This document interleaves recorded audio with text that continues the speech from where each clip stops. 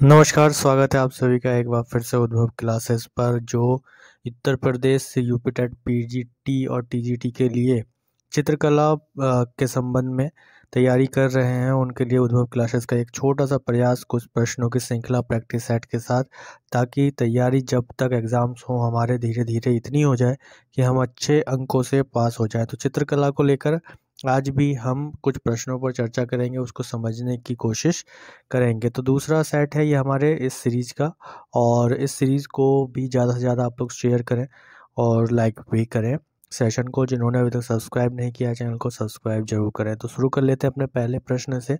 तो आज का हमारा पहला प्रश्न है कि प्रागैतिहासिक कला का अर्थ है। प्रागैतिहासिक कला का अर्थ है आधुनिक कला, मध्यकालीन कला, सिंधु घाटी सभ्यता की कला या ऐतिहासिक काल के पूर्व की कला। तो इसका जो उत्तर होगा वो होगा ऐतिहासिक काल के पूर्व की कला को हम प्रागैतिहासिक कला कहते हैं। प्रागैतिहासिक इतिहास के उस काल को कहा जाता है जब मानव का अस्तित्व जो है। प्रागैतिहासिक काल किसे कहा जाता है? जब मानव तो अस्तित्व में था, मानव अस्तित्व में आ जाता है लेकिन उसके कोई लिखित वर्णन नहीं मिलते, यानी कि मानव के लिखित वर्णन नहीं मिलते हैं। लिखित वर्णन जब मानव के नहीं मिलते हैं तो उस काल को क्या कहा जाता है? ऐतिहासिक काल कहा जाता है या प्रागैतिहासिक काल कहा जाता है, प्री हिस्टोरिकल पीरियड कहा जाता है। तो ऐसी कोई भी वस्तु ना मिले मानव के बारे में, लेकिन मानव अस्तित्व में है, लिखी हुई कोई वस्तु ना मिले तो उसको हम प्रागैतिहासिक काल कहते हैं। तो ये प्रश्न इसी से ही था कि प्रागैतिहासिक कला का अर्थ क्या है। ऐतिहासिक काल के पूर्व की कला, यानी कि ऐसी कला जब मानव तो था लेकिन उसके लिखित वर्णन उपलब्ध नहीं थे। अगला प्रश्न है हमारा कि प्रागैतिहासिक चित्रों के संदर्भ में निम्नलिखित कथनों में से कौन सा असत्य है। क्या पूछा गया है? कौन सा असत्य कथन है, इस चीज को पूछा गया है। तो प्रागैतिहासिक चित्रों का मुख्य विषय शिकार रहा है। तो ये बात बिल्कुल सही है कि प्रागैतिहासिक काल के जो चित्र थे उनका मुख्य विषय जो रहा वह शिकार रहा, क्योंकि बड़े पैमाने पर शिकार करते हुए चित्रों को दीवारों पर गुफाओं की दीवारों पर उकेरा गया है, बनाया गया है। प्रागैतिहासिक चित्र गुफावासियों के द्वारा बिना किसी कला की दक्षता के बनाए गए थे। बिल्कुल उस समय प्रागैतिहासिक काल में कोई पेंटर को एक विशेष चीज़ नहीं आती थी, कोई विशेष कलर नहीं थे, कोई उन्हें तरीका नहीं था, उन्होंने बिना किसी कला दक्षता के इनको बनाया। तो ये बात भी बिल्कुल सही है, यह असत्य नहीं है। प्रागैतिहासिक चित्रों में दमकता लाल, चमकीला नीला और प्रफुल्ल हरा रंग भरा गया था। तो हमारा आंसर यही होगा, हमें मिल जाता है यहाँ पर। क्या आंसर हो जाएगा हमारा कि प्रागैतिहासिक चित्रों में दमकता लाल, चमकीला नीला एवं प्रफुल्ल हरा रंग भरा गया है। तो ये बात गलत है, उस काल में इस प्रकार के रंगों का इस्तेमाल नहीं किया गया था। तो ये कथन हमारा गलत हो जाएगा। बाकी जो अन्य कथन है कि मानव व पशु आकृतियों को बनाने से पहले गुफाओं की भित्तियों पर की पृष्ठभूमि पर कोई रंग की तह नहीं लगाई जाती थी, ये बात भी बिल्कुल सही है। तो इसमें आप देख सकते हो इस चित्र में बड़े आराम से कि इसमें किसी तरीके का ऐसा रंग जो चमकीला है बहुत ज़्यादा, या नीला है या हरा है या लाल, दमकता लाल है, ऐसे किसी रंग का उपयोग नहीं किया गया है। प्रागैतिहासिक काल के चित्र जो है चट्टानों की दीवारों पर बनाए जाते थे, मेनली किस पर? चट्टानों की दीवारों पर बनाए जाते थे या गुफाओं के फर्श पर, भित्तियों पर या छतों पर बनाए जाते थे। अनेक चित्र मुख्यतः शिलाओं पर ही अंकित पाए गए हैं और इन चित्रों में सुगमता से प्राप्त जो खनिज रंग थे उनका उपयोग किया गया है, जिसमें गेरू, हिरोंजी, रामरज या खड़िया के रंगों का उपयोग किया गया है। इन रंगों के अतिरिक्त रसायन रंगों में कोयला या काजल का प्रयोग भी हमें देखने को मिलता है। अगले प्रश्न की ओर बढ़ते हैं। बहुत ही महत्वपूर्ण प्रश्न है ये कि फ्रैंको कैंटाब्रियन क्षेत्र किसे कहते हैं? फ्रैंको कैंटाब्रियन क्षेत्र किसे कहते हैं? यूरोपीय प्रागैतिहासिक चित्रों का प्रमुख केंद्र, फ्रांस की पारंपरिक कला का प्रमुख केंद्र या फ्रांस की मिदी क्षेत्र, भूमध्य सागरीय क्षेत्र। तो इसका उत्तर होगा हमारा यूरोपीय प्रागैतिहासिक चित्रों का प्रमुख केंद्र। यूरोपीय प्रागैतिहासिक चित्रों का जो प्रमुख केंद्र है इसे फ्रैंको कैंटाब्रियन क्षेत्र के में लिया जाता है और इसके अंतर्गत अगर हम अभी देखें तो वर्तमान में उत्तरी फ्रांस जो उत्तरी स्पेन, माफ़ कीजिएगा, उत्तरी स्पेन और उसके साथ साथ दक्षिण पश्चिम फ्रांस आता है। दक्षिण पश्चिम फ्रांस का जो क्षेत्र है और उत्तरी स्पेन का क्षेत्र है, यह फ्रैंको कैंटावेरियन क्षेत्र के अंतर्गत आता है और इन क्षेत्रों में प्रागैतिहासिक कलात्मक गुफाएं पाई गई हैं। और समस्त जो ये कला है इनको 3 क्षेत्रों में बांटा गया है या 3 क्षेत्रों से संबंधित है, जिसमें दक्षिण पश्चिम फ्रांस का एक क्षेत्र आता है जो काफ़ी प्रसिद्ध है और काफ़ी बार एग्जाम्स में भी पूछा गया है, डोडोर्न डोडोर्न क्षेत्र। और उसका जो निकटवर्ती क्षेत्र है वो दक्षिण फ्रांस का पेरिनियन क्षेत्र, ये भी ध्यान रखना है। दक्षिण फ्रांस का कौन सा? पेरिनियन क्षेत्र भी इसी के अंतर्गत आता है। और इसके अलावा उत्तरी स्पेन का कैंटावेरियन क्षेत्र इसके अंतर्गत आता है। किसके अंतर्गत? फ्रैंको कैंटावेरियन क्षेत्र के अंतर्गत आता है। तो ये यूरोपीय प्रागैतिहासिक चित्रों का एक प्रमुख केंद्र है। फ्रैंको कैंटावेरियन क्षेत्र संबंधित है, तो एक प्रश्न फिर से उसी से ही है, फ्रैंको कैंटावेरियन से। तो ये किससे संबंधित है? बेसिक सा कंसेप्ट है, ये प्रागैतिहासिक चित्रकला से या कला से संबंधित है। फ्रैंको कैंटावेरियन क्षेत्र की कलात्मक गुफाओं का पता जो चलता है वह लगभग 19वीं सदी के अंत में हमें इसके बारे में पता चलता है, फ्रैंको कैंटावेरियन क्षेत्र की कलात्मकता का। और इन गुफाओं की दीवारों तथा छतों पर जो अंकित चित्रों के रूप में प्रागैतिहासिक काल जो लगभग 40,000 से 10,000 ईसा पूर्व की बात कर रहा है के समय की प्राचीन सामग्री है इसमें हमें दिखाई देती हैं। और इनमें अंकित जो पशुओं के अस्तित्व हैं वो लगभग समाप्त हो चुके हैं। इसके अलावा इसमें अनेक उत्कीर्ण चित्र और विचित्र जो है संकेताक्षर भी हमें दिखाई देते हैं, किसमें? फ्रैंको कैंटावेरियन चित्रकला में। इसके अतिरिक्त अगले प्रश्न की ओर बढ़ते हैं। भारत में प्रागैतिहासिक चित्र कहाँ प्राप्त हुए हैं? भारत में प्रागैतिहासिक चित्र कहाँ प्राप्त हुए हैं? मुजफ्फरपुर, बिंदकी, खुर्जापुर या सरगुजा की छत पर, या सरगुजा। तो यहाँ पर जो उत्तर होगा, जो हमारे क्वेश्चन का आंसर होगा वो क्या होगा? सरगुजा। जो सरगुजा है, यहाँ भारत में प्रागैतिहासिक चित्र प्राप्त हुए हैं इन ऑप्शंस के अकॉर्डिंग। जो ये विकल्प दिए हो गए हैं इन ऑप्शंस में सरगुजा एक ऐसा क्षेत्र है जहाँ पर प्रागैतिहासिक चित्र पाए गए हैं, प्राप्त हुए हैं। तो ये वर्तमान में अगर पूछा जाए किस राज्य में आता है, तो ये वर्तमान में अभी छत्तीसगढ़ राज्य में आता है। कहाँ आता है सरगुजा? छत्तीसगढ़ राज्य में आता है। और सरगुजा के जो कुछ प्रसिद्ध क्षेत्र हैं जो छत्तीसगढ़ में आते हैं, जिसमें काफ़ी प्रसिद्ध स्थल हैं, जैसे रामगढ़, यहाँ पर प्रागैतिहासिक काल के चित्रकला पाए गए हैं। इसी तरीके से सीता बेंगरा गुफा, ये नाम ध्यान रखने, सीता बेंगरा गुफा, लक्ष्मण बेंगरा गुफा, किष्किंधा पर्वत। तो ये जो क्षेत्र हैं ये काफ़ी प्रसिद्ध रहे हैं। इसी के साथ ही रामगढ़ में विश्व की प्राचीनतम नाट्यशाला भी स्थित है। अगर कहा जाए कि विश्व की प्राचीनतम नाट्यशाला की अगर बात की जा रही है तो वह सरगुजा के कहाँ है? रामगढ़ में स्थित है, जो कि छत्तीसगढ़ राज्य में स्थित है। तो सीता बेंगरा गुफा के निकट रामगिरी पर्वत पर जोगी मारा गुफा भी स्थित है, ये भी कहाँ है? सरगुजा के पास ही है, जिसे भारतीय चित्रकला का वरुण मंदिर कहा जाता है। अगर प्रश्न बनता है भारतीय चित्रकला का वरुण मंदिर किसे कहा जा रहा है, तो भारतीय चित्रकला का जो वरुण मंदिर है वह जोगी मारा गुफा को कहा जाता है। किसको कहा जाता है? जोगी मारा गुफा को कहा जाता है। इस चीज़ को ध्यान रखना है। चलिए आगे बढ़ते हैं अगले प्रश्न की ओर। अगला प्रश्न है प्रागैतिहासिक चित्रों की धरातल क्या है? तो सीधा सा कंसेप्ट है, इसमें कोई बड़ा क्वेश्चन नहीं है कि इसका धरातल पूछ रहा है। क्या पूछ रहा है? धरातल पूछ रहा है कि धरातल क्या है? कपड़ा, शिला, कागज या कैनवास। तो आंसर क्या होगा यहाँ पे? शिला। यानी कि जो चट्टानें होती थी वही इनका आधार होता था। तो प्रागैतिहासिक काल में चित्र किस पर बनाए जाते थे?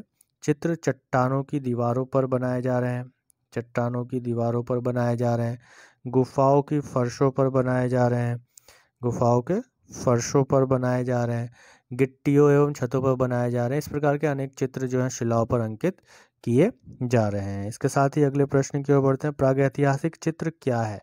ग्रंथ चित्र है, गुहा चित्र है, कागज पर बने चित्र हैं या वस्त्र पर बने चित्र हैं। तो ये भी बहुत ही अच्छा प्रश्न और आसान प्रश्न कि कैसे चित्र हैं ये, गुहा चित्र हैं, यानी कि प्रागैतिहासिक चित्र जो है केव आर्ट है, गुफाओं में बने हुए चित्र हैं। और पाषाण काल के मनुष्यों ने अपने चारों ओर के वातावरण को, इसकी स्मृतियां उन्होंने बनाई, यानी कि जो पाषाण काल के स्टोन एज के जो लोग हैं, प्रागैतिहासिक काल के जो लोग हैं, उन्होंने अपने चारों ओर की स्मृतियों को अपनी दीवारों पर उकेरा या अपनी विजय के इतिहास को व्यक्त करने के लिए उन्होंने क्या किया, चित्रकारिता की, किस पर, गुफाओं की चट्टानों पर मुख्य। तो ये केव आर्ट है, मेनली क्या है, केव आर्ट है। जो प्री हिस्टोरिकल आर्ट्स है वो क्या है, केव आर्ट्स है।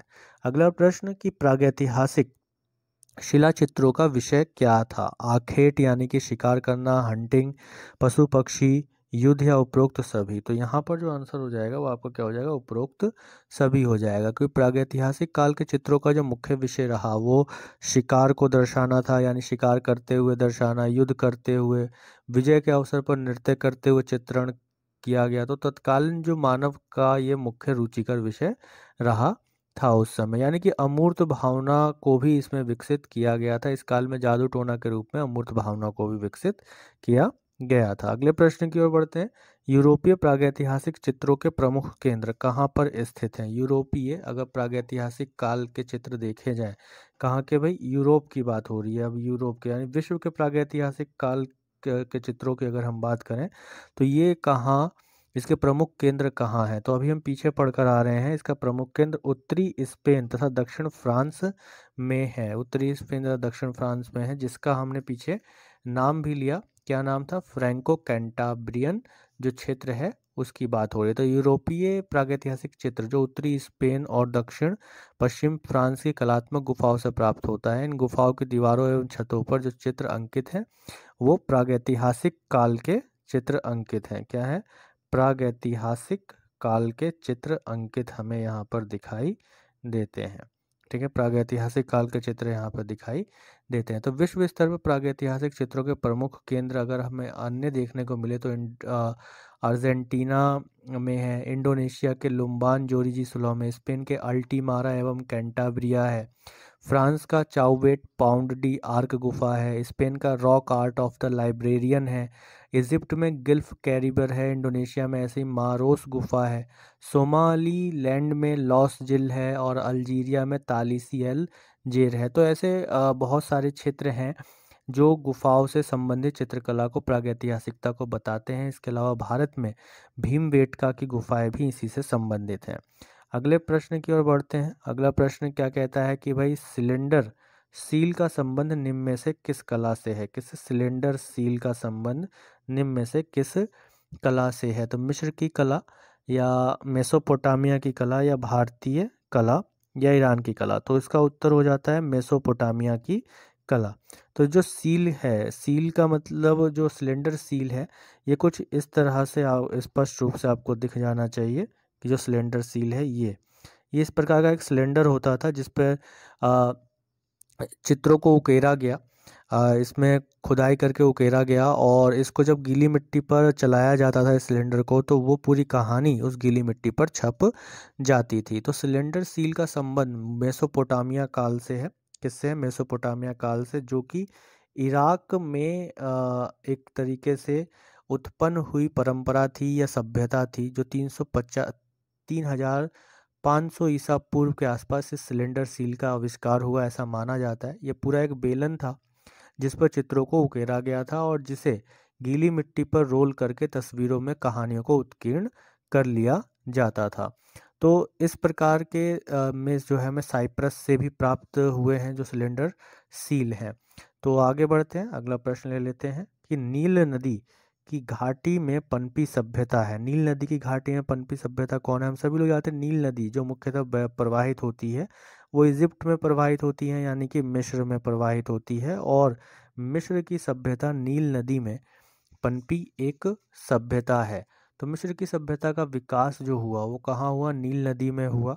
और नील नदी को मिस्र का जीवन दाता भी कहा जाता है, यानी इस प्राचीन सभ्यता का जो आधार रही वो कौन रही, नील नदी रही। नील नदी रही। तो मिस्र को नील नदी का उपहार भी कहा जाता है, क्योंकि इस नदी के अभाव में ये जो पूरा भूभाग है वो रेगिस्तान है। और मिस्र अफ्रीका महाद्वीप में स्थित एक देश है। और ये किसके समकालीन रही? भारत में जो सिंधु घाटी सभ्यता थी उसके समकालीन रही। मिस्र की सभ्यता जो है वो किसके?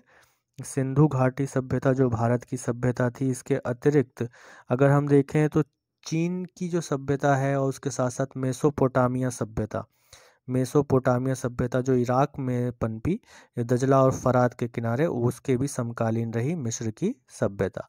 अगला प्रश्न है कि तूतन खामेन का संबंध निम्न में से किस देश से रहा है? मेसोपोटामिया, बगदाद, इटली या मिस्र? तो यहाँ जो उत्तर होगा आपका क्या होगा उत्तर? यहाँ उत्तर होगा मिस्र से। देखो, तूतन खामेन जो शब्द है ये मुख्यतः इस्तेमाल होता था फेरो के लिए।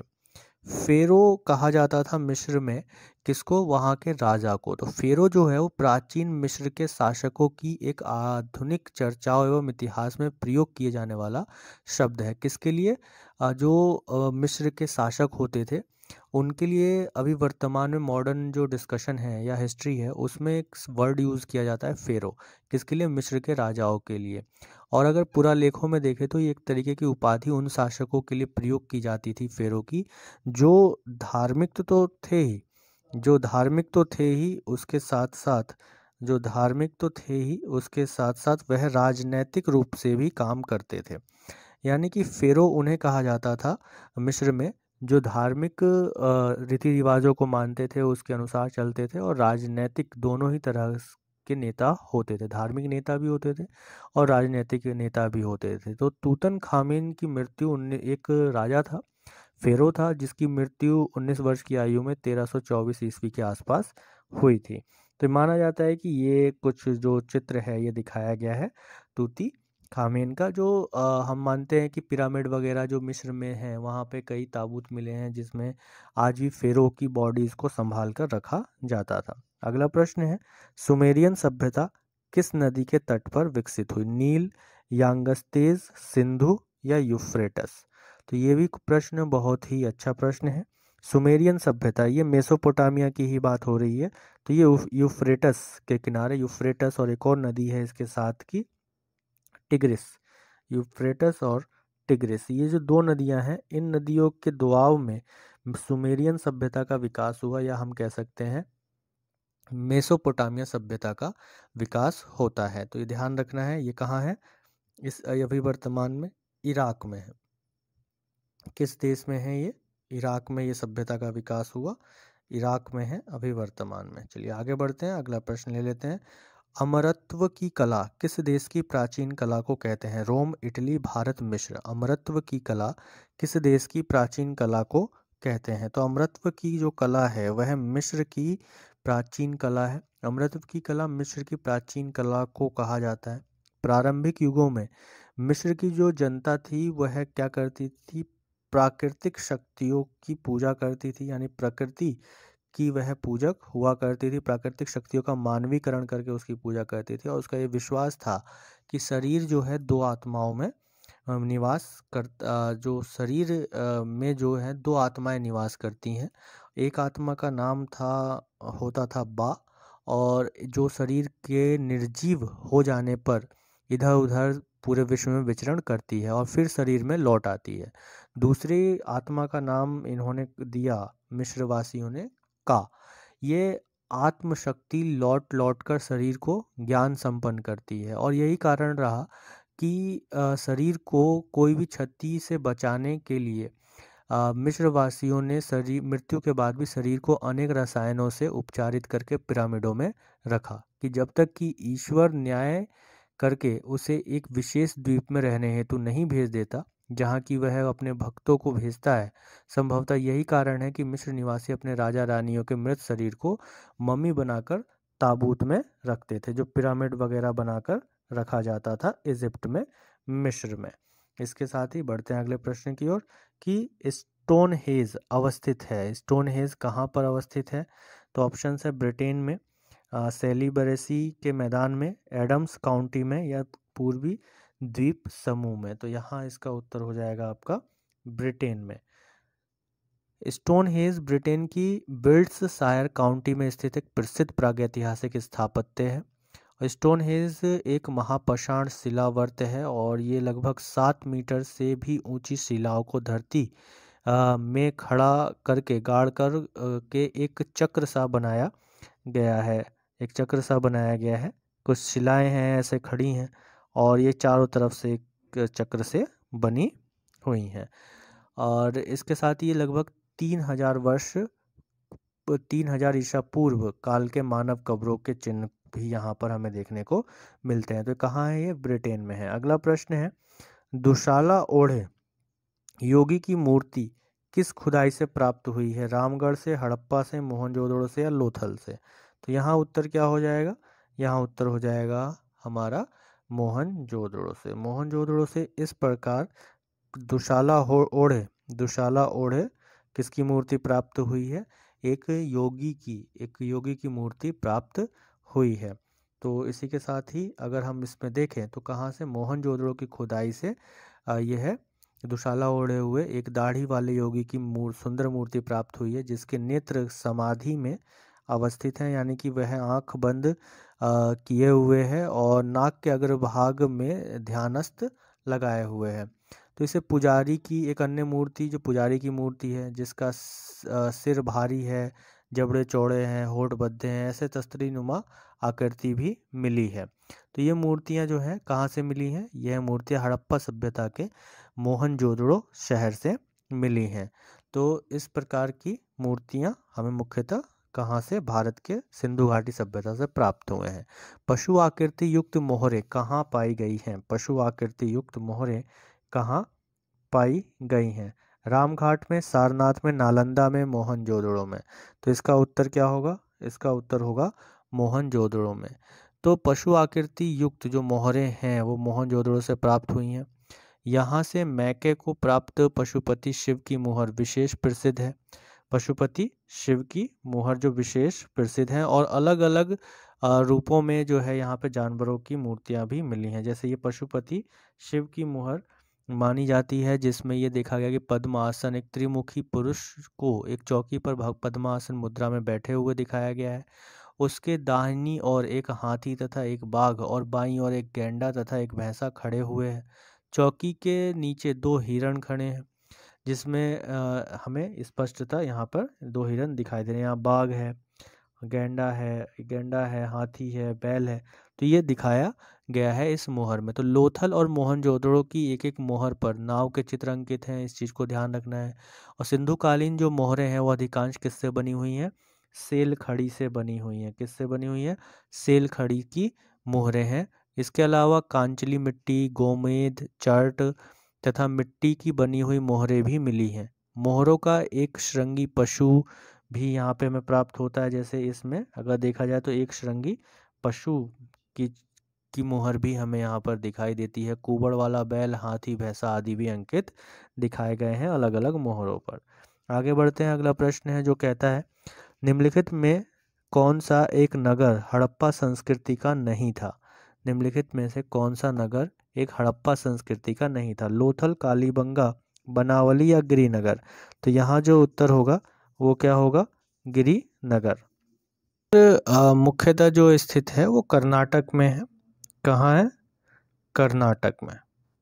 यह कर्नाटक में स्थित है गिरिनगर। बाकी अगर हम देखें तो लोथल, कालीबंगा, बनावली ये सब सिंधु घाटी सभ्यता के ही क्षेत्र हैं। लोथल जो कि गुजरात में है, कालीबंगा राजस्थान में है, बनावली हरियाणा में स्थित है। आगे बढ़ते हैं, अगला प्रश्न ले लेते हैं। पुरातात्विक महत्व का स्थल लोथल कहाँ स्थित है? पुरातात्विक महत्व का लोथल कहाँ स्थित है? जैसे अभी पीछे हमने बताया, लोथल कहाँ है? गुजरात में है। लोथल कहाँ? गुजरात में स्थित है, जिसकी खोज 1954 में किसने की थी? SR राव ने की थी। SR राव ने इसकी खोज की थी। इस कंसेप्ट को भी ध्यान रखना है। लोथल भोगवा नदी के किनारे स्थित है। कहाँ? भोगवा नदी के किनारे स्थित है। ये एक बंदरगाह के रूप में भी सिंधु घाटी सभ्यता में इस्तेमाल किया गया था। लोथल को लघु हड़प्पा के नाम से भी जाना जाता है। किस नाम से? लघु हड़प्पा के नाम से भी इसे जाना जाता है, या देखा जाए तो लघु मोहनजोदड़ो के नाम से भी इसे जाना जाता है। किससे? लघु मोहनजोदड़ो के नाम से भी इसे जाना जाता है। यहाँ से 3 युग्मित समाधियों के उदाहरण मिले हैं, जिसमें यहाँ सती प्रथा का अनुमान लगाया जाता है, और यहाँ से एक अग्निकुंड के अवशेष भी प्राप्त हुए हैं। कहाँ से? लोथल से। अगला प्रश्न ले लेते हैं, इनमें से कौन असंबद्ध है? यानी कि ये जो 4 आपके सामने ऑप्शंस हैं, इनमें से 3 जो हैं किसी न किसी प्रकार से एक जैसे हैं, और एक जो है इनसे अलग है। तो इनमें से जो अलग है वो कौन सा है? वो बाघ अलग है इसमें से। कैसे अलग है? कि वो इस प्रकार अलग है कि मिर्ज़ापुर, सिंघनपुर और भीमबेटका, ये जो उदाहरण है, ये उदाहरण है प्रागैतिहासिक चित्रकला के। किसके? प्रागैतिहासिक चित्रकला के, यानी कि प्री हिस्टोरिक काल के ये उदाहरण हैं अपने आप में। किसके? प्री हिस्टोरिक काल के। तो बाघ की गुफा का संबंध किससे है? ये बौद्ध धर्म की चित्रकला से बाघ की गुफाओं का संबंध है। किससे? बौद्ध धर्म की चित्रकलाओं से इसका संबंध है, और ये मध्य प्रदेश के धार जिले में विंध्याचल के दक्षिणी ढलान पर स्थित है। कुछ इतिहासकार इसे 4वीं और 5वीं शताब्दी में निर्मित भी मानते हैं, जबकि अधिकतरों का मानना ये है कि इसका विकास जो है वो 7वीं शताब्दी में हुआ। तो बाघ की गुफाओं को स्थानीय लोग पंच पांडव गुफा के नाम से भी जानते हैं। पंच पांडव गुफा भी कहते हैं इसे। और इसके साथ साथ मिर्ज़ापुर क्षेत्र में अगर हम देखें तो 100 से ज़्यादा शिलाश्रय हमें मिले हैं। 100 से ज़्यादा शिलाश्रय, यानी कि ये प्रागैतिहासिक है। इस चीज़ को ध्यान रखना है, ये प्रागैतिहासिक है। मिर्ज़ापुर क्या है? प्रागैतिहासिक है। इसके अलावा सिंगनपुर में अगर हम देखें तो 50 जो है शिलाश्रय मिले हैं। 50 शिलाश्रय मिले हैं जो प्रागैतिहासिक काल के हैं। इसी प्रकार भीमबेटका की बात करें तो भीमबेटका नामक एक पहाड़ी से लगभग यहाँ में 600 शिलाश्रय मिले हैं, जिसमें प्रागैतिहासिक कालीन मानव के अवशेष हमें दिखाई पड़ते हैं। तो ये आज के हमने कुछ इम्पॉर्टेंट क्वेश्चंस को लेकर डिस्कस की, जो 20 क्वेश्चंस है। अगर आप चाहते हैं कि एक लंबी मैराथन प्रश्नों की एक श्रृंखला लाई जाए आपके सामने, तो ज़्यादा से ज़्यादा शेयर कीजिए अपने उन दोस्तों में जो चित्रकला से या कला के क्षेत्र से टीजीटी पीजीटी की परीक्षा दे रहे हैं। तो वीडियो के अंत तक बने रहने के लिए आप सभी का बहुत बहुत धन्यवाद। ये वीडियो कैसी लगी कमेंट करके जरूर बताएं। कुछ इम्प्रूवमेंट करना है तो उसका सजेशन भी आप लोग दे सकते हैं। तब तक के लिए अपना ध्यान रखें, खुश रहें। जय हिंद, नमस्कार।